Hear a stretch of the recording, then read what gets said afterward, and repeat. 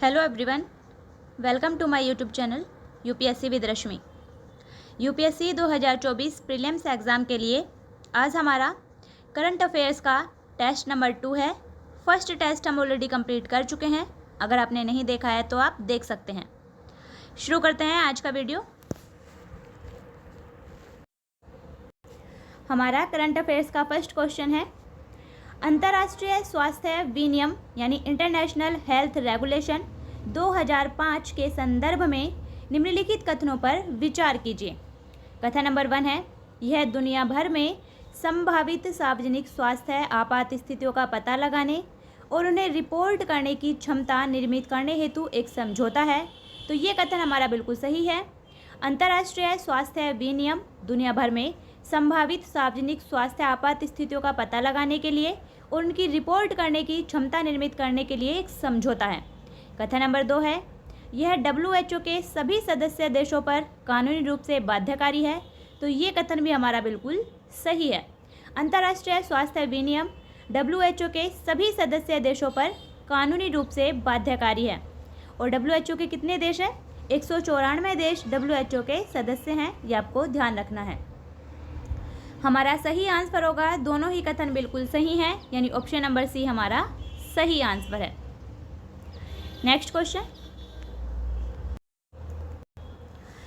Question है हमारा, निम्नलिखित में से कौन से देश विक्टोरिया झील की सीमा को स्पर्श करते हैं? Number 1 Tanzania, number 2 Uganda, number 3 Rwanda, number 4 Kenya. Put की सहायता से हमें बताना है कि इनमें से कौन सा ऑप्शन सही है। तो विक्टोरिया झील अफ्रीका महाद्वीप में है और विक्टोरिया झील से ही नील नदी निकलती है। विक्टोरिया झील 3 देशों की सीमा को स्पर्श करती है, तंजानिया, युगांडा और केन्या। तो हमारा सही आंसर होगा 1, 2 और 4 सही है, यानी ऑप्शन नंबर सी हमारा सही आंसर है। विक्टोरिया झील तंजानिया, युगांडा और केन्या इन 3 देशों की सीमा को स्पर्श करती है। विक्टोरिया झील विश्व की दूसरी सबसे बड़ी मीठे पानी की झील है, यह भी आपको ध्यान रखना है। और विश्व की सबसे बड़ी मीठे पानी की झील है सुपीरियर झील। अब देखते हैं नेक्स्ट क्वेश्चन है हमारा first movers coalition. First movers coalition के संदर्भ में निम्नलिखित कथनों पर विचार कीजिए।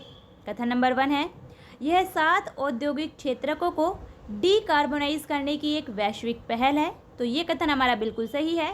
फर्स्ट मूवर्स कोएलिशन 7 औद्योगिक क्षेत्रकों को डीकार्बोनाइज करने की एक वैश्विक पहल है। कथन नंबर 2 है, हाल ही में भारत ने वर्ल्ड इकोनॉमिक फोरम की first movers coalition leadership meeting में भाग लिया है। तो ये कथन भी हमारा बिल्कुल सही है। हाल ही में भारत ने वर्ल्ड इकोनॉमिक फोरम की first movers coalition leadership meeting में भाग लिया था। तो दोनों ही कथन बिल्कुल सही है। हमारा सही आंसर होगा ऑप्शन नंबर सी, दोनों ही कथन बिल्कुल सही हैं। नेक्स्ट क्वेश्चन है हमारा, चौधरी रहमत अली के संदर्भ में निम्नलिखित कथनों पर विचार कीजिए। कथन नंबर 1 है, उसे पाकिस्तान शब्द के प्रतिपादन का श्रेय दिया जाता है। तो ये कथन हमारा बिल्कुल सही है। चौधरी रहमत अली ने ही सबसे पहले पाकिस्तान शब्द का यूज़ किया था, इसलिए चौधरी रहमत अली को ही पाकिस्तान शब्द के प्रतिपादन का श्रेय दिया जाता है। कथन 1 हमारा बिल्कुल सही है। कथन नंबर 2 है, 1940 के मुस्लिम लीग के लाहौर अधिवेशन में इनके पाकिस्तान के निर्माण के विचार का समर्थन किया गया। तो ये कथन हमारा गलत है, क्योंकि 1940 के मुस्लिम लीग के लाहौर अधिवेशन में उत्तर पश्चिमी जो सीमा प्रांत के स्टेट थे, उत्तर पश्चिमी जो राज्य थे, उन्हें मिलाकर संप्रभु इकाई के रूप में उनका गठन करने की बात कही गई थी। उसमें पाकिस्तान का यूज़ नहीं किया गया था, इसलिए कथन 2 हमारा गलत है, जबकि कथन 1 सही है। हमारा सही आंसर होगा, केवल कथन 1 सही है, यानी ऑप्शन नंबर ए हमारा सही आंसर है। नेक्स्ट क्वेश्चन है, निम्नलिखित कथनों पर विचार कीजिए। यहाँ 2 कथन दिए गए हैं, हमें बताना है कि इनमें से कौन से कथन सही हैं। कथन नंबर 1 है, ट्रांसक्रिप्टोम एक कोशिका में विद्यमान सभी RNA अणुओं का एक पूर्ण समुच्चय होता है जो डीएनए से आनुवंशिक जानकारी प्राप्त करता है। तो कथन 1 हमारा बिल्कुल सही है। आरएनए के जो परिदृश्य होते हैं उसे आरएनए के परिदृश्य को सामूहिक रूप से ट्रांसक्रिप्टोम कहा जाता है। तो ट्रांसक्रिप्टोम एक कोशिका में विद्यमान सभी आरएनए अणुओं का एक पूर्ण समुच्चय होता है, एक पूर्ण समूह होता है, जो कि डीएनए से आनुवंशिक जानकारी प्राप्त करता है। कथन नंबर 2 है, आरएनए एक न्यूक्लिक साइड है। आरएनए की फुल फॉर्म होती है राइबो न्यूक्लिक एसिड। तो आरएनए एक न्यूक्लिक एसिड है जो सभी जीवित कोशिकाओं में मौजूद होता है। तो ये कथन भी हमारा बिल्कुल सही है। आरएनए एक न्यूक्लिक एसिड होता है जो कि सभी जीवित कोशिकाओं में मौजूद होता है। और डीएनए की फुल फॉर्म होती है डीऑक्सीराइबोज न्यूक्लिक एसिड। ये भी आपको ध्यान रखना है। तो हमारा सही आंसर होगा, दोनों ही कथन बिल्कुल सही हैं, यानी ऑप्शन नंबर सी हमारा सही आंसर है। नेक्स्ट क्वेश्चन है हमारा, पेगहाम मकबरे के संदर्भ में निम्नलिखित कथनों पर विचार कीजिए। कथन नंबर 1 है, पेगहाम मकबरा आसफ जहां और राजपुतानी शैली की वास्तुकला का एक सुंदर मिश्रण प्रस्तुत करता है। तो कथन 1 हमारा बिल्कुल सही है। जो पेगहाम मकबरा है, कहाँ है ये? हैदराबाद में। ये आसफ जहां और राजपुतानी शैली की वास्तुकला का एक सुंदर उदाहरण, एक सुंदर मिश्रण प्रस्तुत करता है। तो ये कथन हमारा बिल्कुल सही है। कथन नंबर 2 है, पेगहा हैदराबाद रियासत में सर्वोच्च श्रेणी के कुलीन थे। तो ये कथन भी हमारा बिल्कुल सही है। जो पेगहा थे वो हैदराबाद रियासत में सर्वोच्च श्रेणी के कुलीन थे। कथन नंबर 3 है, यह लाल संगमरमर से निर्मित है जो उत्कृष्ट रूप से डिजाइन किए गए इंटीरियर के कारण आगंतुकों को आकर्षित करता है। तो ये कथन हमारा गलत है। क्यों? क्योंकि यह लाल संगमरमर से नहीं बल्कि सफ़ेद संगमरमर से निर्मित है। तो ये सफ़ेद संगमरमर से निर्मित है जो कि उत्कृष्ट रूप से डिज़ाइन किए गए इंटीरियर के कारण आगंतुकों को आकर्षित करता है। इसलिए हमारा सही आंसर होगा, केवल कथन 1 और कथन 2 सही है, यानी ऑप्शन नंबर 1 हमारा सही आंसर है। नेक्स्ट क्वेश्चन है हमारा, निम्नलिखित में से किस देश ने हाल ही में अपने क्षेत्र में वनों को बहाल करने के लिए शाहबलूत यानी चेस्टनट के वृक्ष को आनुवंशिक रूप से संशोधित किया है? ऑप्शन है ए संयुक्त राज्य अमेरिका, option B Brazil, option C चीन और ऑप्शन डी भारत। इसका सही आंसर होगा ऑप्शन नंबर ए संयुक्त राज्य अमेरिका। हाल ही में संयुक्त राज्य अमेरिका ने अपने क्षेत्र में वनों को बहाल करने के लिए शाहबलूत यानी चेस्टनट के वृक्ष को आनुवंशिक रूप से संशोधित किया था। तो इसका सही आंसर होगा option number A. Next question है हमारा, हाइपरसोनिक प्रौद्योगिकी प्रदर्शन वाहन के संदर्भ में निम्नलिखित कथनों पर विचार कीजिए। कथन नंबर 1 है, यह रेमजेट इंजन द्वारा संचालित मानव रहित प्रदर्शन विमान है। तो ये कथन हमारा गलत है। क्यों? क्योंकि रेमजेट इंजन द्वारा नहीं बल्कि स्क्रैमजेट इंजन द्वारा संचालित मानव रहित प्रदर्शन विमान है, इसलिए कथन 1 हमारा गलत है। कथन नंबर 2 है, यह प्रणोदक यानी प्रपल्सन के लिए वायुमंडलीय ऑक्सीजन का उपयोग करता है। तो ये कथन हमारा बिल्कुल सही है। जो हाइपरसोनिक प्रौद्योगिकी प्रदर्शन वाहन है वो प्रणोदन यानी प्रपल्सन के लिए वायुमंडलीय ऑक्सीजन का उपयोग करता है। क्यों? क्योंकि इसमें एयर ब्रीदिंग स्क्रैमजेट इंजन का उपयोग किया गया है, इसलिए कथन 2 हमारा बिल्कुल सही है। हमारा सही आंसर होगा, केवल कथन 2 सही है, यानी ऑप्शन नंबर बी हमारा सही आंसर है। नेक्स्ट क्वेश्चन है हमारा, फायर एड पहल के संदर्भ में निम्नलिखित कथनों पर विचार कीजिए। कथन नंबर 1 है, इसका उद्देश्य वन अग्नि को प्रभावी ढंग से प्रबंधित करने के लिए कृत्रिम बुद्धिमत्ता यानी आर्टिफिशियल इंटेलिजेंस का उपयोग करना है। तो ये कथन हमारा बिल्कुल सही है। फायर AID इसका उद्देश्य वन अग्नि को प्रभावी ढंग से प्रबंधित करने के लिए कृत्रिम बुद्धिमत्ता यानी AI आर्टिफिशियल इंटेलिजेंस का उपयोग करना है, इसलिए कथन 1 हमारा बिल्कुल सही है। कथन नंबर 2 है, इसे विश्व आर्थिक मंच के द्वारा लॉन्च किया गया है। तो ये कथन भी हमारा बिल्कुल सही है। फायर AID को विश्व आर्थिक मंच यानी वर्ल्ड इकोनॉमिक फोरम के द्वारा लॉन्च किया गया है। हमारा सही आंसर होगा, दोनों ही कथन बिल्कुल सही हैं, यानी ऑप्शन नंबर सी हमारा सही आंसर है।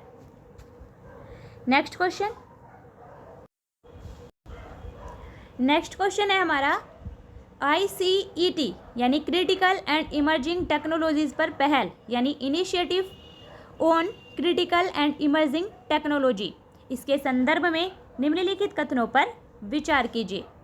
कथन नंबर 1 है, यह पहल भारत और रूस के द्वारा दोनों देशों के बीच रणनीतिक साझेदारी का विस्तार करने के लिए शुरू की गई है। तो ये कथन हमारा गलत है, क्योंकि क्रिटिकल एंड इमर्जिंग टेक्नोलॉजीज़ पर ये पहल भारत और अमेरिका के द्वारा दोनों देशों के बीच रणनीतिक साझेदारी का विस्तार करने के लिए शुरू की गई है, ना कि भारत और रूस के द्वारा।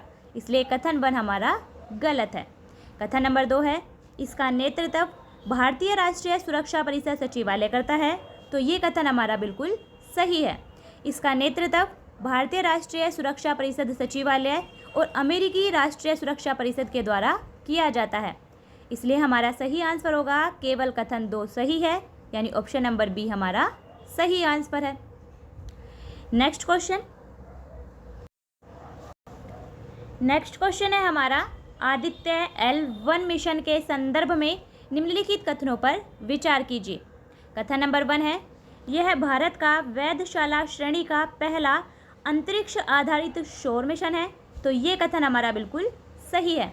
आदित्य L1 मिशन सूर्य से संबंधित है और इसरो का मिशन है, ये पॉइंट आपको ध्यान रखना है। और ये भारत का वेधशाला श्रेणी का पहला अंतरिक्ष आधारित सौर मिशन है, इसलिए कथन 1 हमारा बिल्कुल सही है। कथन नंबर 2 है, इस अंतरिक्ष यान को सूर्य पृथ्वी प्रणाली के पहले लैग्रेंज बिंदु L1 के चारों ओर प्रभामंडल में स्थापित किया जाएगा। तो कथन नंबर 2 हमारा बिल्कुल सही है। आदित्य L1 मिशन में अंतरिक्ष यान को सूर्य पृथ्वी प्रणाली के चारों लैग्रेंज बिंदु सूर्य पृथ्वी प्रणाली के पहले लैग्रेंज बिंदु L1 के चारों ओर प्रभामंडल में स्थापित किया जाएगा, इसलिए कथन 2 हमारा बिल्कुल सही है।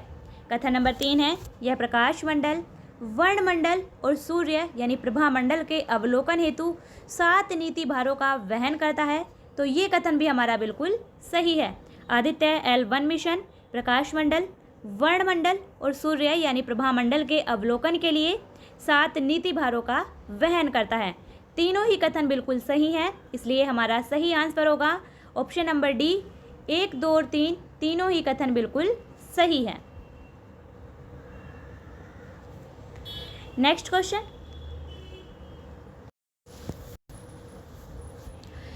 क्वेश्चन है, एक संरक्षित क्षेत्र के संदर्भ में निम्नलिखित कथनों पर विचार कीजिए।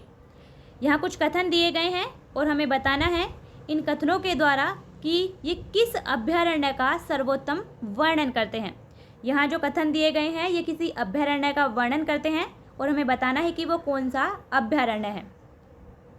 देखते हैं क्या है। कथन नंबर 1 है, यह तेलंगाना के उत्तर पूर्वी भाग में स्थित है। कथन नंबर 2, यह रिजर्व गोदावरी नदी के किनारे सह्याद्री पर्वत श्रृंखला में स्थित है। और कथन नंबर 3, भौगोलिक रूप से यह रिजर्व इंडो मलय क्षेत्र के अंतर्गत आता है और बाघ और तेंदुआ इसमें पाए जाने वाली महत्वपूर्ण प्रजातियां हैं। तो ये किसका वर्णन किया गया है? ऑप्शन है A, Amrabad tiger reserve, option B, Kawal tiger reserve, option C, Tadoba Andhari tiger reserve और option D, Nagarjuna Sagar Srisailam tiger reserve. इसका सही आंसर होगा option number B, Kawal tiger reserve. एक संरक्षित क्षेत्र वो है Kawal tiger reserve. Kawal tiger reserve Telangana के उत्तर पूर्वी भाग में स्थित है, गोदावरी नदी के किनारे सह्याद्री पर्वत श्रृंखला में स्थित है और भौगोलिक रूप से यह रिजर्व इंडो मलय क्षेत्र के अंतर्गत आता है तथा बाघ और तेंदुआ इसमें पाई जाने वाली महत्वपूर्ण प्रजातियां हैं। इसलिए हमारा सही आंसर होगा option number B, Kawal tiger reserve. Next question है हमारा, उट्टनथुल्लाल के संदर्भ में निम्नलिखित कथनों पर विचार कीजिए। यह उट्टनथुल्लाल केरल से रिलेटेड है, इतना आपको ध्यान रखना है और इसे संक्षेप में थुल्लाल भी कहा जाता है। अब देखते हैं कथन नंबर 1। यह कला, विज्ञान और चिकित्सा के सामंजस्यपूर्ण समन्वय के लिए प्रसिद्ध केरल का एक प्राचीन युद्ध कला रूप है। तो ये कथन हमारा गलत है। ये केरल का एक प्राचीन संगीत, नृत्य, गायन और नृत्य कला रूप है, यानी ओट्टनथुल्लाल केरल का एक प्राचीन नृत्य कला रूप है, ना कि युद्ध कला रूप। इसलिए कथन 1 हमारा गलत है।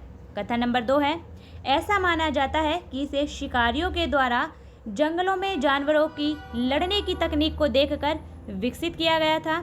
तो ये कथन भी हमारा गलत है। ऐसा इसमें कुछ भी नहीं है, बल्कि इसमें ओट्टनथुल्लाल में गायन और नृत्य के साथ साथ कथा का वर्णन किया जाता है और धार्मिक आयोजनों पर इसे मंदिर के बाहर आयोजित किया जाता है। तो हमारा सही आंसर होगा 1 और 2 दोनों ही कथन गलत हैं, यानी कोई भी कथन सही नहीं है। हमारा सही आंसर ऑप्शन नंबर डी, ना तो 1 और ना 2। ओट्टनथुल्लाल केरल का एक प्राचीन नृत्य कला का रूप है, जिसमें नृत्य और गायन के साथ साथ कथा का वाचन किया जाता है, कथा का वर्णन किया जाता है और इसे धार्मिक आयोजन पर, धार्मिक अवसरों पर मंदिरों के बाहर इसका आयोजन किया जाता है। नेक्स्ट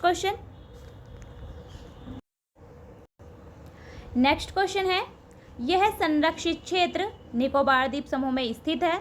यह विशालकाय लेदरबैक कछुओं के लिए भारत का निर्णय स्थल है। हाल ही में इंटरनेशनल कंटेनर ट्रांसशिपमेंट पोर्ट के लिए मार्ग बनाने के लिए इस पूरे वन्यजीव अभयारण्य को वन्यजीव अभयारण्य की सूची से हटा दिया गया था। उपर्युक्त परिच्छेद में निम्नलिखित में से किस संरक्षित क्षेत्र का वर्णन किया जा रहा है, यानी इस परिच्छेद में किस संरक्षित क्षेत्र का वर्णन किया गया है। ऑप्शन है ए, गैलाथिया बे वन्यजीव अभयारण्य। ऑप्शन बी, बैरन द्वीप वन्यजीव अभयारण्य। ऑप्शन सी, लैंडफॉल द्वीप वन्यजीव अभयारण्य और ऑप्शन डी, कथबर्ट बे वन्यजीव अभयारण्य। इसका सही आंसर होगा ऑप्शन नंबर ए, गैलाथिया बे वन्यजीव अभयारण्य। ये संरक्षित क्षेत्र निकोबार द्वीप समूह में स्थित है और यह विशालकाय लेदरबैक कछुओं के लिए भारत का निर्णय स्थल है। हाल ही में इंटरनेशनल कंटेनर ट्रांसशिपमेंट पोर्ट के लिए मार्ग बनाने के लिए इस पूरे वन्यजीव अभयारण्य को वन्यजीव अभयारण्य की सूची से हटा दिया गया था। इसलिए इसका सही आंसर होगा ऑप्शन नंबर ए, गैलाथिया बे वन्यजीव अभयारण्य। नेक्स्ट क्वेश्चन है भारोस। भारोस के संदर्भ में निम्नलिखित कथनों पर विचार कीजिए। कथन नंबर 1 है, यह IIT मद्रास के द्वारा विकसित एक स्वदेशी मोबाइल ऑपरेटिंग सिस्टम है। तो ये कथन हमारा बिल्कुल सही है। भरोस एक मोबाइल ऑपरेटिंग सिस्टम है और स्वदेशी रूप से विकसित है। IIT मद्रास के द्वारा इसका विकास किया गया है, इसलिए कथन 1 हमारा बिल्कुल सही है।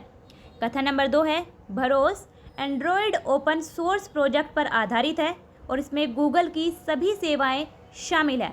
तो ये कथन हमारा गलत है। क्यों?